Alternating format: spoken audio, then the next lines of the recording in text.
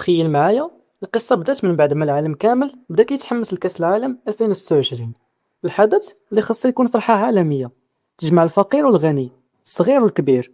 الحدث اللي ديما كان كيمثل الحلم لأي مشجع، أنه يكون وسط الجماهير كيغني كيشجع وكيعيش لحظات ما كتعاودش.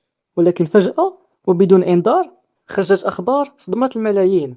الناس اللي كانوا تيحلموا يمشيو يعيشوا التجربة عن قرب بداو كيسولوا نفس السؤال: واش بصح نقدروا نمشيو ولا غير كنحلموا؟ وهنا بدات القصة الحقيقية، قصة مونديال ممكن يكون الأغلى في التاريخ. في البداية كلشي كان عادي، الحماس طالع، النقاشات في كل بلاصة، الناس كتهضر على المنتخبات، النجوم، الملاعب، وحتى التنظيم بين الولايات المتحدة وكندا والمكسيك. كلشي كان باين بلي أنه منظم مزيان، وكأننا قدام نسخة تاريخية بكل المقاييس. ولكن منين بدات الهضرة على التذاكر، هنا تبدلت اللعبة كاملة. الأرقام اللي خرجات كانت صادمة.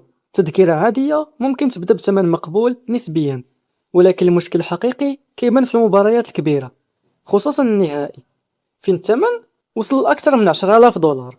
وهذه ماشي إشاعة، هذه أرقام تداولاتها بزاف ديال التقارير الدولية. يعني إلا حولناها للدرهم المغربي كنهضروا على أكثر من 100,000 درهم. يعني ببساطة ثمن طوموبيل مزيانة في المغرب. تخيل غير باش تدخل لماتش واحد خاصك ميزانية ديال عام كامل الخدمة أو حتى أكثر. ولكن القصة ما سالاتش هنا، حيت إلا قلتي صافي نجمع الفلوس ونمشي، غادي تكتشف أن التذكرة غير البداية فقط. السفر بوحدو تحدي كبير.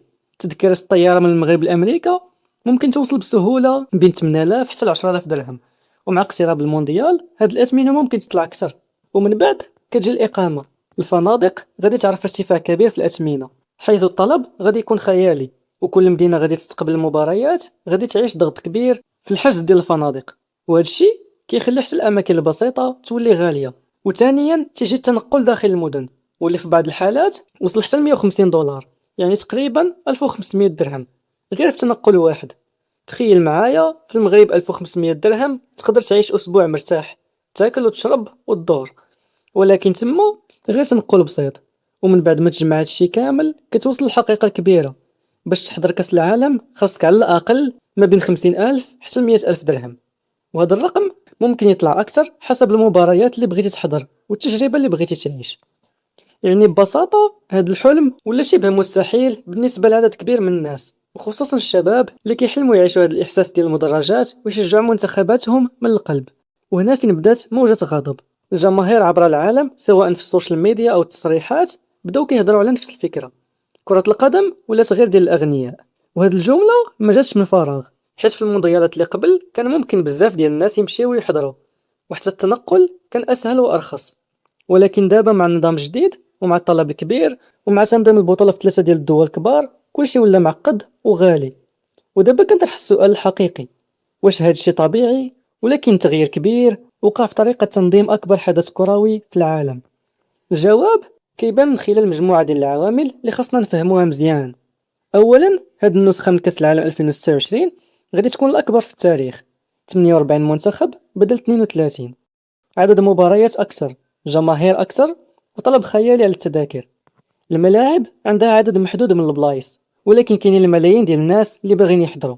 وهذا الفرق بين العرض والطلب كيخلق واحد الضغط كبير على الأثمنة.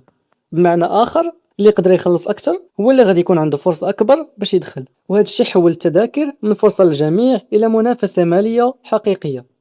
ثانيا، كاين نظام جديد ديال الأسعار أو ديناميك برايسين، واللي ولا كيتستعمل في الأحداث الكبرى. الفكرة ديالو بسيطة ولكن تأثيرها كبير. الثمن ماشي ثابت وكيطلع وينزل حسب الطلب. يعني إلا كان الإقبال كبير على ماتش معين الثمن كيطلع مباشرة، ومنصات بحال تيكت ماستر كتطبق هذا النظام. ولكن النتيجة هي أن التذاكر ولات كتبدل الأثمنة ديالها في ظرف ساعات، وماتش عادي يقدر يولي غالي غير حيت الطلب تزاد عليه فجأة. وهذا الشيء خلى بزاف ديال الجمهور يحسوا أن كرة القدم ولات أقرب لسوق مفتوح أو مزاد أكثر من كونها رياضة شعبية كتجمع الناس كاملين. وهنا كيبان التحول الكبير اللي وقع في الفلسفة ديال اللعبة نفسها. ثالثا، كاين عامل التنظيم بين 3 ديال الدول الكبار: الولايات المتحدة، كندا والمكسيك.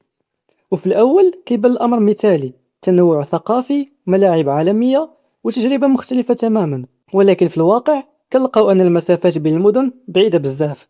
ماشي بحال المونديالات قبل اللي كانت غالبا في دولة وحدة أو على الأقل مدن قريبة. هنا ممكن تحضر ماتش في مدينة ومن بعد خاصك تسافر لمدينة أخرى تبعد بآلاف الكيلومترات، وهذا الشيء كيحتاج طيارة، تنظيم وفلوس إضافية، وكيزيد يعقد التجربة خصوصا للناس اللي باغيين يتبعوا المنتخب ديالهم في عدة مباريات. يعني ماشي غير تذكيرة ولكن سلسلة ديال المصاريف اللي كتبان صغيرة بوحدها ولكن ملي كتجمع كتولي رقم كبير. وزيد على ذلك الوقت والمجهود اللي خاصك تبذل غير باش تنقل من ملعب لآخر، وهذا الشيء كيخلي التجربة كاملة تولي مرهقة ومكلفة في آن واحد. رابعا، كاين الاستثمار الضخم في البنية التحتية. تنظيم حدث بحال كأس العالم 2026 كيتطلب مليارات الدولارات، من تجهيز الملاعب بأحدث التقنيات لتأمين الجماهير لتطوير وسائل النقل وحتى تحسين المدن باش تكون واجهة عالمية. وهاد المشاريع كتكون تحت إشراف جهات بحال الفيفا، ولكن في الأخير خاص التكاليف ترجع بطريقة أو بأخرى، والطريقة الأسهل هي عبر التذاكر، حقوق البث والإعلانات. يعني بطريقة غير مباشرة المشجع هو اللي كيخلص الفاتورة، وكل ما كان الحدث أكبر وأكثر تطور كل ما كانت الأثمنة أعلى. وزيد على هذا الشيء عامل آخر اللي قليل اللي كيهضر عليه هو السياحة.